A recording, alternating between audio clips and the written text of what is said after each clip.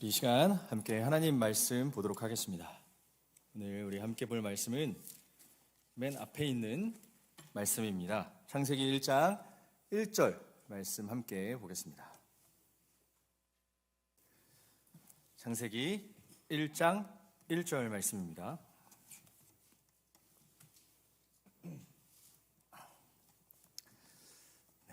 우리 이번에는 한 절이니까 다 같이 한 목소리로 이 의미를 잘 마음속에 한번 생각해 보면서 읽어보도록 하겠습니다. 우리 함께 읽겠습니다. 시작. 태초에 하나님이 천지를 창조하시니라. 아멘. 오늘 우리 함께 주님의 세계라는 제목으로 말씀을 나눠보겠습니다. 이 창세기라는 책 제목, 창세기. 여러분들 혹시 왜 이름이 창세기일까라는 생각을 한 번이라도 해보셨나요? 네, 이게 유대인들이 가장 먼저 이 구약 성경을 받았잖아요. 유대인들은 그들의 성경을 보통 그 첫 글자 있죠. 이 성경의 그 첫 글자, 그 쭉 글이 있잖아요. 첫 글자를 따서 그 책 제목을 짓습니다. 그래서 유대인들에게는 이게 히브리어로 처음에 베레시트라고 써 있는데 유대인들의 성경은 베레시트입니다. 우리는 그것을 이어받아서 창세기다라고 이야기를 하는데요. 이 태초에, 창세에라고 하면 뭔가 우리한테는 굉장히 어렴풋한 느낌, 뭔가 추상적인, 우리가 본 적이 없으니까요. 어떤 그런 느낌이 듭니다. 자, 영어로 어떻게 되어 있냐면 In the beginning 이라고 써 있습니다. 뭔가 좀 와닿죠?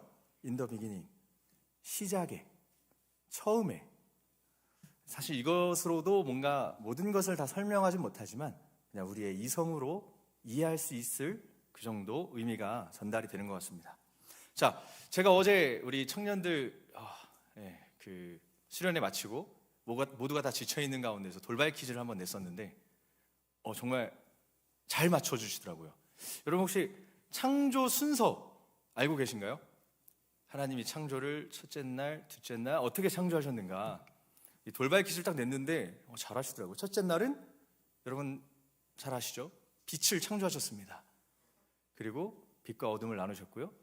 또 둘째 날에는 이게 궁창에 물이 가득했는데 이거 물들을 나누시고 하늘을 만드셨죠. 하늘. 영어 성경 보면 스카이라고 그렇게 명시가 되어 있습니다. 그리고 셋째 날에는 이제 바다에서 무틀 만드시고 육지, 땅과 바다를 만드시죠. 그리고 그 안에 이제 식물들이 자라게 하십니다. 그리고 넷째 날에는 이제 하늘에 해와 달과 별을 만드십니다. 또 다섯 번째 날에는 바다에 사는 그 물고기와 그런 생물들, 각종 생물들, 그리고 하늘을 날아다니는 생물들을 만드시죠. 자, 이제 마지막 여섯 번째 날입니다. 여섯 번째 날에는 땅에 사는 생물들과 그리고 마지막으로 바로 우리 인간을 만드셨습니다. 여러분, 이 창조의 순서를 외우는 것이 사실 저에게는 시험 문제였기 때문에 굉장히 중요했지만 여러분들에게는 이 순서가 중요할 수도 있겠고 그렇게 중요하지 않을 수도 있습니다. 여기서 조금 더 이 창조가 도대체 어떤 의미를 담고 있는가가 사실 좀 더 중요한 것 같아요. 우리가 보통 1장 2절은 좀 그냥 건너뛰는 경향이 있는데 이 2절이 바로 창조가 어떤 의미인가를 나타내주는 열쇠입니다. 자, 우리 함께 2절 말씀을 보겠습니다. 맨 앞장이다 보니까 그냥 접히네요. 자, 제가 읽겠습니다. 땅이 혼돈하고 공허하며 흑암이 깊음 위에 있고 하나님의 영은 수면 위에 운행하시니라. 혼돈과 공허와 흑암 속에 이 세상 가운데에서 하나님의 창조가 이루어졌다. 이것이 바로 하나님의 창조가 이 창세기 1장 1, 2절이 우리에게 주는 의미입니다. 혼돈이 가득한 진짜 말 그대로 카오스 가운데에서 하나님은 질서를 부여하시고 한 치 앞도 볼 수 없는 어두움 가운데에서 하나님은 빛을 주셔서 우리가 앞을 볼 수 있게 하시고 바른 것을 볼 수 있게 하신, 그것이 바로 여기 하나님이 우리에게 창조의 의미로 주시는 것입니다. 여러분, 이 창조의 의미를 잘 인지하면 사실 우리가 지금 창조냐 진화냐 가지고, 이 창세기 가지고 보통 많이 싸우죠. 많은 사람들이 이 창세기 1장을 보면서 창조가 맞냐 진화가 맞냐 이거부터 생각하는 것 같아요. 근데 그것보다 더 우리는 높은 것을 봐야 할 것입니다. 하나님이 얼마나, 그분이 창조하신 이 세상이 그 흑암 가운데에서, 어둠 가운데에서, 그리고 우리 정말 질서가 없는 그런 공허한 곳에서 얼마나 아름답게 이 세상을 세우고 만드셨는가. 위대하신 우리 하나님, 그분을 바라봐야 하는 것입니다. 처음에 창세기를 기록한 사람, 그 사람도 아마 그런 상황 가운데에서 다시 한번 창조의 그 의미, 목적을 사람들과 함께 나누고자 했을 것입니다. 그때 창세기를 쓸 때 과학적으로 입증하기 위해서 이 창세기를 썼을까요? 그때는 사실상 아무리 오래돼도 바벨탑 이후 사건이겠죠. 히브리어로 기록을 했으니까. 그때 진화론에 대한 가설도 없었고요, 빅뱅 이런 거 하나도 없었습니다. 여기 창세기 저자가 더 나아가서 하나님이 이 창세기 말씀을 통해서 우리 인간에게 주시고자 하는 것은 바로 너희들의 사는 이 세상 가운데에서 지금 흑암 가운데 있는가, 혹은 질서가 잡히지 않은 혼돈 가운데 있는가. 그러나 걱정하지 말아라. 그 가운데에서 창조를 통해 질서를 부여하고 세상에 완전한 아름다운 세상을 만들었던 그 하나님이 바로 너희의 하나님이다 라는 것을 말씀하고 계십니다. 여러분들은 질문 한번 드리겠습니다. 여러분들은 태초에, 처음에 하나님이 이 세상을 창조하셨다는 것을 믿으십니까? 네, 대답 안 하셔도 되는데 감사합니다. 아마 각자 자신의 생각이 있을 겁니다. 이렇게 믿는다고 하시는 분도 있을 거고, 또 공부를 정말 열심히 하신 분들, 저는 사실 진화론에 대한 논문을 아직 한 편도 읽어본 적이 없습니다. 그래서 저는 진화론에 대해서 까지 않습니다. 근데 공부를 열심히 해서 논문 많이 읽으시고 막 그렇게 이론적으로 지식적으로 정립한 사람들은 이게 잘 하나님의 어떤 창조와 그 질서와 맞아 떨어지는 부분도 있겠는데 라고 생각하는 분들도 있어요. 그리고 더 나아가서는 이게 창조는 거짓이다, 신화다 라고 하는 분들도 있을 겁니다. 여러분들의 생각을 존중합니다. 저와 아까 우리 대답하신 분들 같은 경우는 우리가 정말 확신해서 믿음을 얘기하는 거고, 여러분들도 여러분들의 생각과 확신을 가지고 여러분들의 믿음을 지키시면 됩니다.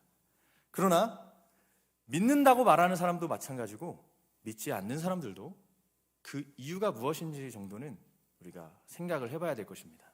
왜냐하면 어쨌든 이 자리에 나온 여러분들은 신앙생활을 하고 싶어서 나온 것일 것이고, 하나님을 알고 싶어서 나온 것일 것이고, 또 궁극적으로 사후의 세계 혹은 또 예수 그리스도 이런 것들을 믿고 싶은 마음에서 나오지 않았을까 생각합니다. 이따가 이제 셀 모임 때 여러분 이것에 대해서 나눌 건데 정말 가감없이 솔직하게 나눠주셨으면 좋겠습니다. 우리 각자 믿는 사람마다 결국 최종 종착지는 하나님이 우리의 창조주십니다라는 그 믿음을 고백하는 것이 목적지겠지만 출발점은 다 다르다는 것. 여러분, 사도 바울, 그리고 기독교 역사상 정말 유명한 사람 어거스틴 같은 그런 사람들도요, 처음에 하나님을 믿지 않았습니다. 무슨 창조야, 말도 안 되는 소리 하고 있어. 그러나 그 사람들 어마어마한 지성인들이었잖아요. 그 사람들도 나중에 결국에 궁극적으로 우리 창조주 하나님, 살아계신 하나님 믿음으로 돌아온 것을 발견하게 됩니다. 여러분, 모두가 다 출발점은 다르지만 여러분, 지금 믿어지지 않는다고 해서 전혀 문제될 것 없습니다. 여러분들의 생각을 나눠주시고 그 출발점으로 시작해서 여러분들 하나님을 향한 그런 믿음으로 나아갈 수 있기를 바랍니다. 자, 우리 두 번째로, 그렇다면 이 하나님의 창조 세계, 우리가 이것을 문자적으로 믿지 않나요? 그렇죠?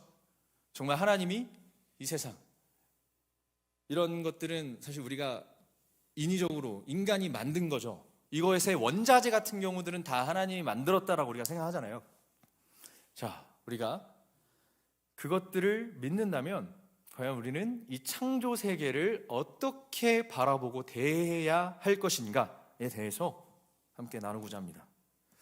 자, 우리 창조가 7일 동안 이루어졌죠. 엄밀하게 말하면 6일 동안 창조하시고 7일째는 안식하셨고, 자, 둘째 날을 뺀 나머지 날에는 전부 다 하나님의 반복적인 코멘트가 있습니다. 아마 성경을 잘 아시는 분들은 속에 다 이제 아실 거예요. 그것은 바로 보시기에 좋았더라라는 말씀입니다. 하나님이 창조하시고 나서 저녁이 되고 아침이 되니 하기 바로 직전에 항상 이 코멘트가 있어요. 하나님이 창조하신 그것을 보니 너무 보시기에 좋았더라. 자, 여기서 좋았더라는 그냥 단순히 우리가 생각하는 굿을 넘어서서 히브리어로 선하다라는 뜻입니다. 선하다. 자, 근데 우리 보통 우리나라도 마찬가지죠. 이제 서양에서 선교사님들이 오셔서 기독교 신앙을 우리가 이어받았습니다. 당연히 이제 서양의 어떤 그 신학 체계, 그런 신앙 사상을 받아들여서 조금 이 부분에서 아무래도 지금과 좀 맞지 않는 그런 신학들을 오해하는 사람들을 좀 보게 됩니다.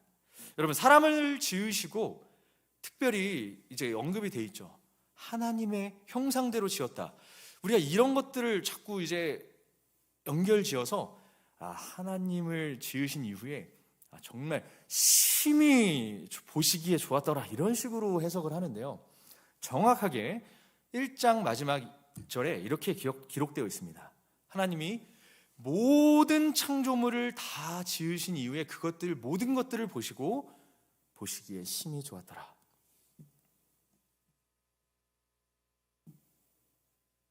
그리고 또 이 신학에 근데 이제 요즘 현대 신학에서는 좀 이제 확실히 발전이 되었는데, 근대 신학만 해도 이 26절을 근거로 해서 이렇게 사람들이 주장했습니다.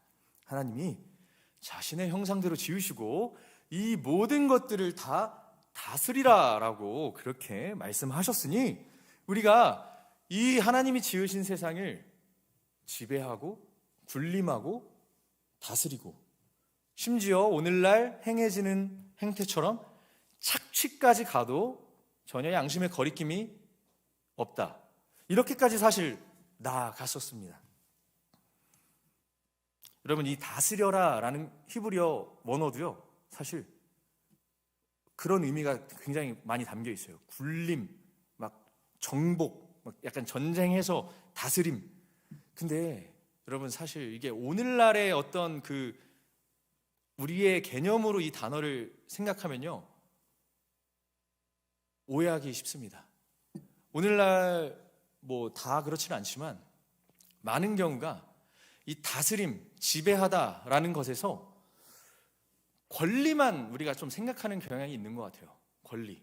그런데 이 고대 시대부터 사실 옛날로 가면 갈수록 이 다스리고 지배하는 그, 쉽게 말해 소위 왕권에 있는 그런 왕들은요, 물론 받을 만한 그런 권력, 권위도 갖고 있었지만 그만큼의 책임을 굉장히 지고 있는 그런 위치였습니다. 여기서 다스리라는 이 단어는 그냥 착취하고 내가 거기서 얻을 것만 빼먹는 그런 다스림이 아니라 그것을 책임지는 것까지 분명히 포함하고 있다는 것을 우리가 기억해야 합니다. 제가 이제 여러분 나이 청년부가 이제 청년이 되어서 청년부에 올라갔는데, 이제 성경 공부를 저한테 이제 개인적으로 시켜주셨어요. 근데 그 교재가 굉장히 정말 좋은 교재로 소문이 난 그런 교재였습니다. 무엇인지 말은 하지 않을게요. 조금 부정적인 이야기니까. 거기서 이제 하나님의 창조 과정을 쭉 설명하는데 이렇게 예를 들었습니다. 이제 신혼부부가 가난 아이를 이제 임신을 했어요.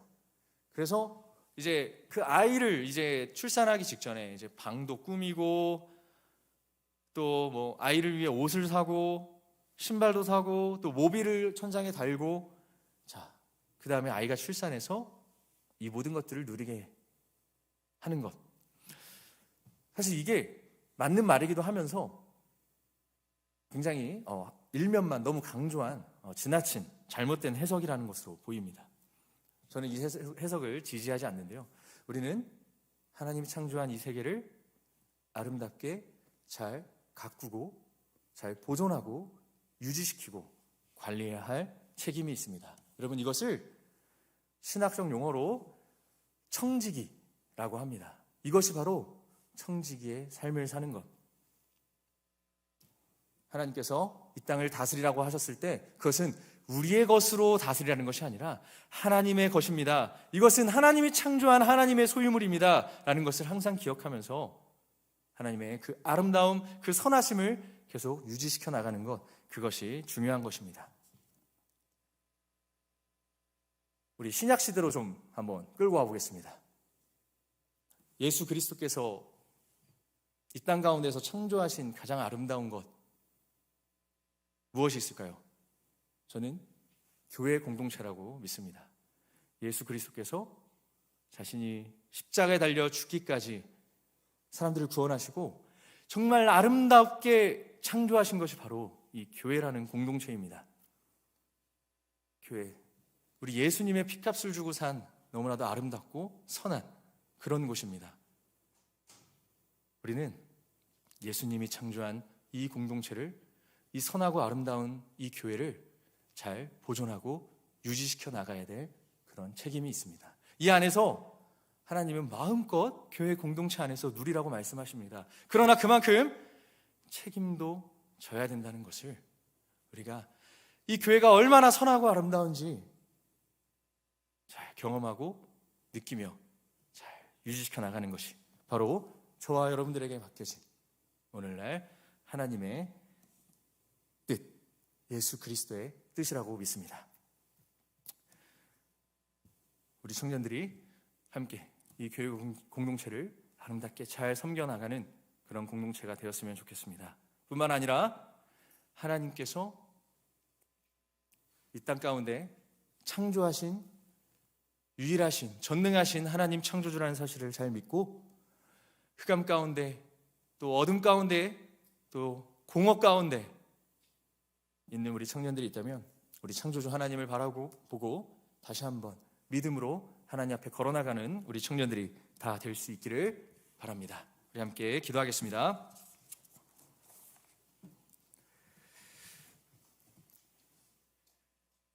하나님 아버지, 하나님이 지으신 이 주님의 세계 얼마나 놀랍고 아름답고 선한 것인지 우리가 마음으로 깊이 느끼게 하시고 또한 이 신약 시대에 살고 있는 우리에게 예수 그리스도께서 지으신 이 아름다운 교회 공동체를 정말 책임감을 가지고 선하게 아름답게 잘 지켜나가는 우리 청년들이 다 될 수 있도록 하나님 우리의 마음을 붙잡아 주옵소서.